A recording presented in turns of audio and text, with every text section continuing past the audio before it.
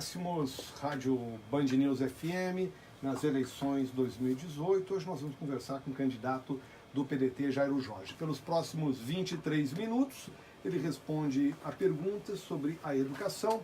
O tempo começa a correr a partir do início da primeira resposta. E vou, candidato, sobre repetir uma pergunta que já fiz para todos os candidatos a respeito do que está nos dizendo o IBGE. O IBGE tem demonstrado que nós teremos cada vez menos crianças e jovens na nossa população. O tal do bônus demográfico já está sendo alterado. Isso, eu lhe pergunto como é que isso deve impactar na rede escolar durante a sua gestão, e aproveito para saber também se o senhor é favorável a que, caso seja necessário, onde houver excesso de oferta, em razão de menos demanda, haja também fechamento de escola. Muito obrigado por estar conosco aqui no estúdio. André, nós provavelmente entre 7 a 10 anos nós vamos diminuir a população do Rio Grande do Sul, teremos mais mortes que nascimentos. Já chegamos ao fim do bônus demográfico, agora apenas uma transição para a redução da população. Seremos o primeiro estado do Brasil, a primeira unidade da federação que reduzirá a população.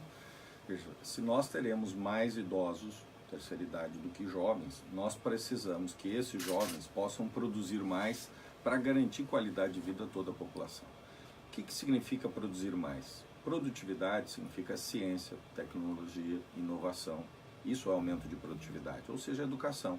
Então nós precisamos fazer o que eu chamo da segunda revolução educacional do Rio Grande do Sul, para que nós possamos, num prazo muito curto, porque 7 anos, 10 anos é um prazo muito curto, porque educação é uma geração, é 21 anos, a criança entra com 4 anos na escola, sai com 25 anos pós-graduado, portanto 21 anos é uma geração. Nós precisamos, num espaço de tempo curto, produzir mudanças profundas. Ocorreu já uma primeira revolução educacional no Rio Grande do Sul há 60 anos. Quando o Brizola ganhou a eleição, lá em 1958, metade da população do Rio Grande do Sul era analfabeta. E ele fez uma mudança profunda. Em 20 anos, o Rio Grande do Sul passou a ser o estado com a melhor educação do país. Infelizmente isso se perdeu, nós perdemos, a gente deixou de investir na educação, progressivamente fomos investindo em outras áreas, tirando o recurso da educação, de uma área portadora de futuro, e hoje chegamos no 15º lugar no ensino médio. Isso é uma tragédia, E esses dados mostram que nós perdemos a vitalidade. É possível e é necessário fazer essa mudança e essa revolução educacional, acredito nisso, para que nós possamos recolocar o Rio Grande do Sul em primeiro lugar. Mas fecha escolas? Nós precisamos, eu defendo a escola de tempo integral. Se nós precisamos de escola de tempo integral, nós vamos precisar das escolas que existem. Isso significa reestruturar as escolas, melhorá-las. Hoje a infraestrutura escolar é péssima. Escola em tempo integral pode significar menos alunos por escola. Menos alunos também por escola, e nós vamos precisar dessas escolas. Infelizmente o Rio Grande do Sul, do Colares até agora fecharam, o Rio Grande do Sul fechou mais de 600 escolas, isso mostra a nossa tragédia. Hoje temos 2.533 Deixa eu destacar, antes da Laura fazer a pergunta dela também, que nós estamos ao vivo no Facebook, em Band News Porto Alegre e também na página da Band RS. Até em relação, seguindo isso que o senhor falou sobre mudanças na educação, o seu plano de governo fala sobre o incremento da tecnologia, mudança de aprendizado. E também percebi que o senhor fala até em escolas de alta tecnologia. E aí ele questiona como que o senhor pretende colocar na prática esse projeto ser efetuado, ser realizado no Estado, juntamente com o Estado que a gente tem acompanhado a crescente falta de recursos justamente para adquirir essa tecnologia. Veja, eu estou propondo aquilo que eu sei que posso fazer, porque eu já fiz e deu certo. Eu peguei uma situação caótica na minha cidade, com 25 mil reais em caixa, 8 meses sem pagar fornecedores e, ao mesmo tempo, 175 milhões de dívida, com uma arrecadação de pouco mais de 30 milhões ao mês. Eu já procurei enfrentar essa realidade, não ataquei ninguém, não faço isso. Eu vejo candidato que vem aqui, ao invés de falar sua proposta, fica criticando, comparando cidades. Eu não quero ser prefeito nem de Pelotas, nem de Canoas, eu quero ser governador do Rio Grande do Sul, E, portanto, eu tenho que falar aquilo que eu fiz, Eu procurei, sim, melhorar a educação, e se os ouvintes olharem o resultado de Canoas, eu deixei Canoas em 2015, que é a última IDEB, a última prova foi feita sobre a minha responsabilidade, em segundo lugar, só perde para Caxias, nas maiores cidades. Mas é preciso fazer mais, a minha experiência também me mostrou isso. Mas eu investi fortemente na tecnologia, porque não tem sentido um quadro, um giz, hoje ser a regra na escola pública estadual. Só para que a gente tenha uma ideia, o último censo mostrou que 52% das escolas no Rio Grande do Sul não tem laboratório de ciência, 87% não tem sala de leitura, 31% não tem nenhuma quadra de esporte. Eu não estou falando de quadra de esporte coberta. Isso não tem quadra de esporte. Quadra de esporte. 19% não tem laboratório de informática. 13% não tem uma biblioteca. Veja, eu vim de uma família humilde, eu só estudei, eu só li porque tinha uma biblioteca na minha escola, não tinha um livro na minha casa. Então é muito importante isso. Hoje tem um computador para 21 alunos, isso é péssimo. Então nós temos que investir sim na tecnologia, computadores, tablets, smartphones, lousa digital. Como é que nós vamos fazer isso? Porque a população pergunta, como é que vai tirar dinheiro, né? Não existe uma cartola, um coelho, né? Ninguém é mágico, mas eu proponho criar um fundo para a educação com a lucratividade das empresas públicas. Veja, o Banrisul, vou pegar um caso concreto. O ano passado deu 1 bilhão de lucro. O Sicredi, que é um banco, né, que está muito presente no Rio Grande do Sul, investe muito na agricultura e pecuária, deu um lucro de 2 bilhões e 300. O Banrisul pode dar mais lucro? Pode. Este lucro nós vamos investir na educação. Se der 1,5 bilhão de lucro, o que representa esses 500 milhões? Exatamente o que se investiu no custeio na educação ano passado, ou seja, dobrar o que está sendo feito. E a minha ideia é investir fortemente na tecnologia, né? Os alunos têm que aprender, principalmente nanotecnologia, robótica. Nós temos, os nossos jovens têm que ser programadores. Quando nós temos hoje uma aprendizagem baixíssima em matemática, uma proficiência de 17%, isso é mau sinal. Bom, agora, candidato, justamente essa parte que o senhor fala, tratou aqui no debate da Band, da questão do fundo do lucro das estatais para a educação. Eu lhe pergunto, o senhor sempre cita o Banrisul, mas são todas estatais? Todas estatais.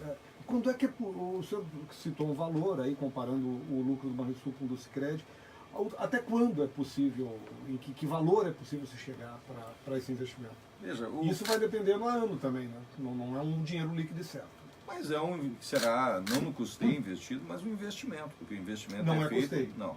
Custeio, nós temos que melhorar a arrecadação. Eu proponho para isso fazer o Rio Grande do Sul crescer com um binômio, menos burocracia e menos impostos. Reduzir a burocracia, o Rio Grande do Sul hoje a média, isso foi feito matéria, inclusive, 909 dias a média do Rio Grande do Sul, enquanto Santa Catarina é 90. Então a burocracia, as licenças, são muito demoradas. Então nós temos que fazer rapidamente. E o segundo, eu proponho redução de impostos, tem que diminuir para crescer, por incrível que pareça, é isso. Então é preciso um novo ambiente, trazer empreendimentos, fazer o Rio Grande do Sul crescer. Nós precisamos dinamizar, não é com essa visão que está sendo feita hoje que vai levar o Rio Grande do Sul ao fundo do poço. Crescendo a arrecadação, mais recursos para melhorar salários, investimentos. Isso é o que é o custeio, isso é o que é o fixo, em cima da receita. O que eu estou propondo é investimentos. Melhoria na infraestrutura escolar, reforma de escolas, compra de equipamentos, tecnologia, investimento na formação de professores. Eu entendo que a UERGS pode ser a melhor universidade de educação do Brasil. Eu acho que nós temos que fazer com que a UERGS tenha essa nova missão. Isso é possível, né?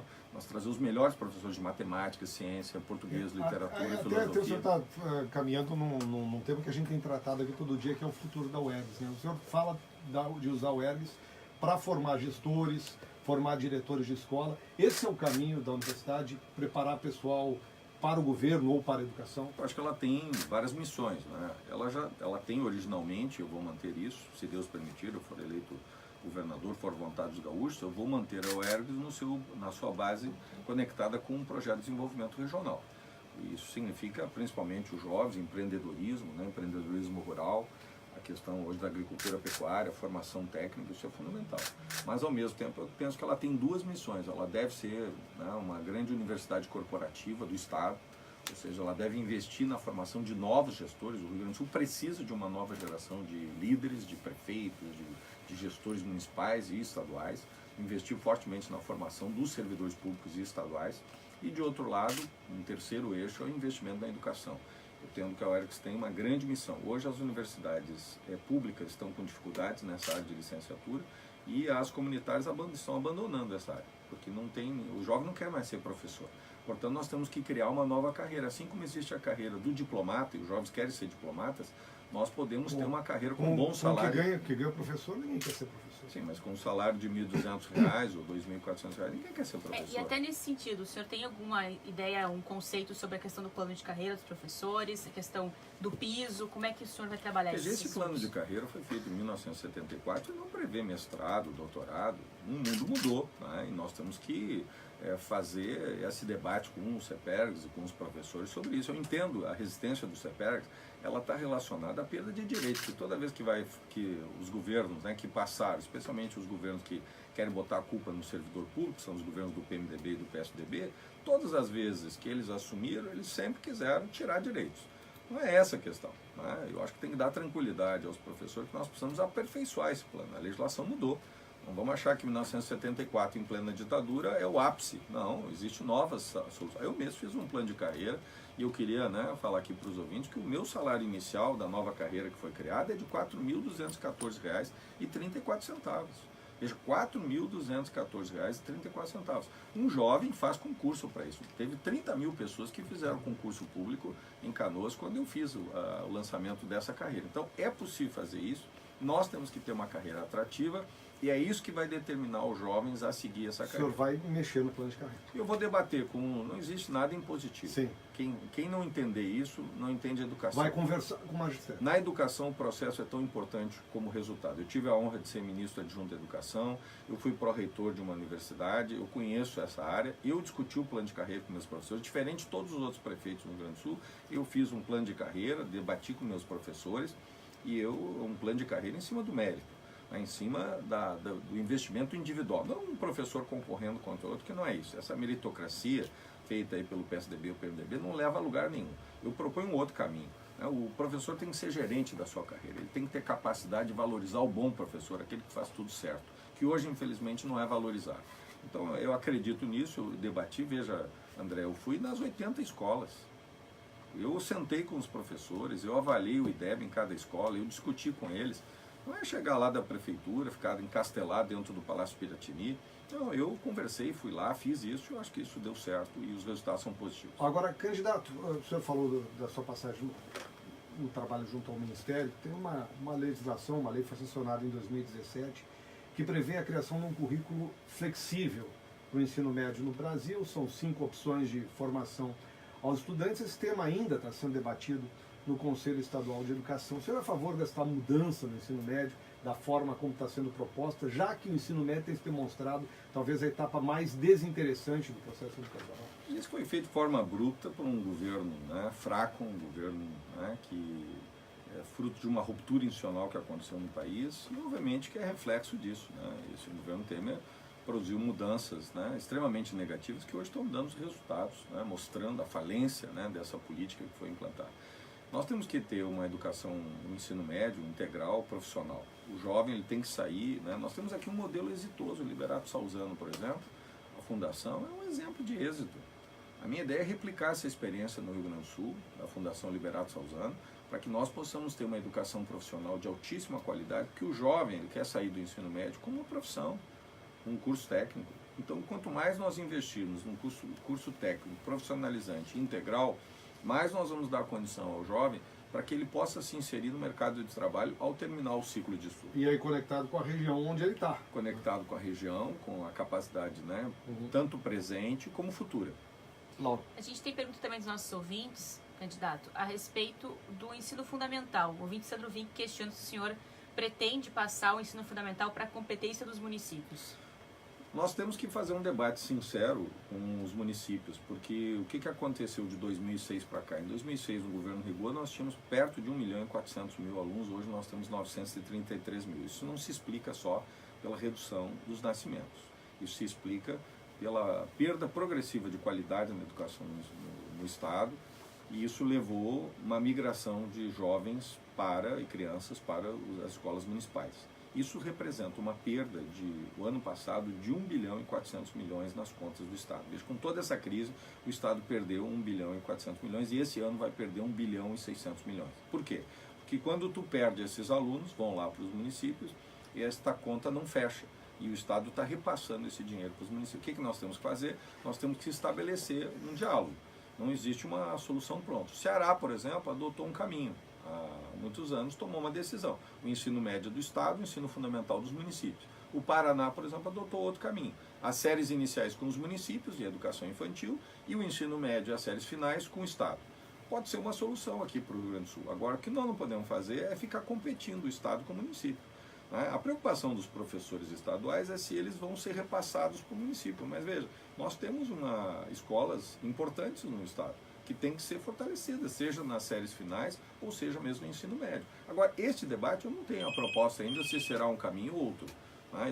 Acho que nós temos que discutir com os prefeitos, temos que discutir com os educadores, secretários de educação, porque quem vem aqui com solução pronta, com bola de cristal, não é assim, né? Nós temos que ter capacidade de discutir e consertar uma solução com os municípios e com o Estado. Sobre o próprio modelo de gerenciamento que o senhor propõe para o Estado, o senhor tem proposto uma estrutura de governo que tem escritórios executivos no lugar de secretarias. Como é que funciona a gestão da educação num modelo como esse? Secretaria de Educação segue existindo? Como é que funciona exatamente? Obviamente que um escritório ele vai ter várias frentes, né? Núcleos que vão trabalhar as áreas, mas a educação é central, o escritório é central porque a educação, o conhecimento é o que move, né? o Estado e que deve mover a economia, cada vez mais. Nós estamos na sociedade do conhecimento, portanto ela é central, né? O que nós não podemos ter é essa visão fragmentária, né? Essa ideia, né? Cada um numa caixinha, cada um no seu quadrado, e que não nos leva a lugar nenhum. É mais ou menos como um time de futebol, todo mundo tem que jogar, né, com o mesmo sentido. Mas até para entender, a Secretaria de Educação, como nós conhecemos, deixa de existir. Seria um escritório de educação, né? Vamos ter um escritório de educação. Isso não é uma mudança só semântica. Depois você vai me perguntar, o que muda na prática? Muda o conceito do Estado. Hoje o Estado, né, nós temos toda uma estrutura muito fechada, onde cada um não temos equipes trabalhando de forma convergente, né? Trabalhando com o mesmo objetivo. Cada um trabalha de um lado, aí falta funcionário num, falta funcionário no outro, tem deficiências. Nós temos uma infraestrutura muito limitada, por exemplo, a licitação está num lugar, projetos está no outro, nós temos que ter capacidade de convergência. Ou seja, equipes trabalhando para fazer melhor. Porque se o Estado está bom, por que o Estado está nessa crise? Se o Estado está vivendo essa dificuldade, nós vamos manter essa estrutura? Eu entendo que essa estrutura que está, ela é ineficiente, né? Ela é um Estado feito para não fazer. Os resultados estão aí, não basta olhar, o Rio Grande não está no rumo certo, o Rio Grande está no rumo errado, o Rio Grande do Sul está perdendo qualidade na educação, está piorando, então nós precisamos de uma nova forma de gestão. Eu tenho convicção, eu percorri 100 mil quilômetros, eu visitei 497 municípios, eu conversei com 28 mil gaúchos e eu ouvi dos gaúchos esta preocupação com a educação dos pais e mães. Qual é o futuro que eles vão destinar para os filhos se a educação do Rio Grande do Sul hoje, né, não tem a qualidade que nós desejamos? Então nós precisamos mudar a estrutura. A forma de governar precisa ser mudada. Eu estou propondo uma solução inovadora, não existe no Brasil, mas eu queria lembrar que quando o Júlio de Castilho construiu, né, no início da República, o Estado Gaúcho foi referência no Brasil. Ele serviu de modelo para todos os estados brasileiros, o que nós fizemos aqui. Infelizmente, hoje, nós não somos mais exemplo para nada. Nós precisamos nos tornar referência. Por isso, eu estou propondo uma solução inovadora. Veja, o que está acontecendo no Rio Grande do Sul não será uma mudança incremental, não é fazer mais do mesmo. Nós precisamos do que eu chamo de uma mudança inovadora, disruptiva, ou seja, ideias novas. É isso que vai fazer o Rio Grande do Sul crescer. Senão, daqui a 4 anos, mais uma vez, né, vamos eleger um síndico da massa falida e daqui a 4 anos nós vamos lamentar porque o Rio Grande do Sul vai estar pior do que está hoje. Duas perguntas, secretário, que são parecidas. A minha pergunta e a do Diego Nesveiro. O Diego fala sobre a integração do Senai, Sesc e SESI, qual sua parceria, sua ideia de aperfeiçoamento através das parcerias. E até em relação a isso, no seu plano de governo, eu vejo que em vários momentos o senhor fala de parcerias público-privadas. Como é que isso iria acontecer na educação? Veja, o sistema S de uma forma geral, mas aí nós temos uma tradição de educação profissional que não pode ser perdida. Nós temos que integrar, nós temos que trabalhar conjuntamente. Obviamente que eles têm as suas prioridades, o sistema S tem a sua lógica, tem os seus recursos, mas eu entendo que nós precisamos trabalhar com muita convergência. É isso que falta no Rio Grande do Sul, né? Cada um age do seu jeito, cada um está na sua lógica, está no seu quadrado e as pessoas não conversam. Nós não temos convergência. Sabes que o programa de governo trabalha muito com essa ideia, né? De que nós temos que trabalhar todos juntos, né? Com equipe, com visão. E isso significa também na educação, né? Este olhar convergente na educação, trabalhando com, né, as parcerias, trabalhando com o Sistema S, replicando. Eu acho que na educação profissional a Fundação Liberato Salzano é um bom exemplo, pode ser, né? Mas nós temos que investir fortemente na educação profissional, o campo, por exemplo, os jovens. Por que os jovens estão indo embora? Eu queria lembrar que 38% das famílias, das 60 mil famílias que produzem leite hoje no Rio Grande do Sul, elas não têm sucessor mais. Não tem quem continue. O jovem foi embora. Então é muito grave o que está acontecendo no interior. Por quê? Porque o jovem não vê perspectiva. E a educação é perspectiva. Se ele receber uma educação de qualidade, educação profissional, completar o seu ensino médio, ele vai ficar na sua região. Em Arvorezinha, André e Laura, uma professora fez uma pergunta, um questionário para 32 alunos do ensino médio. E dos 32, só 2 vão ficar em Arvorezinha. Nós estamos falando de uma cidade que fica no alto do Vale do Taquari, produz erva mate, uma cidade reconhecida, né? Não é uma região de pobreza, ao contrário, empreendedora, gente trabalhadora. Só 2 vão ficar em Arvorezinha, 30 vão embora e dos 30, 8 vão sair do Rio Grande do Sul. É isso que está acontecendo, uma fuga de cérebros. Então nós precisamos também investir nesta convergência com o Sistema S, para que a gente possa ter uma educação de qualidade, profissional, para que possa dar perspectiva para o jovem. Bom, candidato, qual é a sua posição sobre a polêmica que foi denominada de escola sem partido? Eu não sei entender como é que deveria ser a preparação de crianças e adolescentes na sala de aula para enfrentamento aí de grandes questões da sociedade. Essas são polêmicas do nosso tempo, né? Se cria artificialismos, né? A educação ela tem que preparar o ser humano. Nós temos que preparar os nossos jovens com português, né? Leitura. Os jovens têm que saber interpretar um texto. Nós temos que trabalhar com matemática, lógica, ciência. Nós temos que investir em filosofia, né? História, geografia. O jovem precisa conhecer o passado para entender o presente e se preparar para o futuro.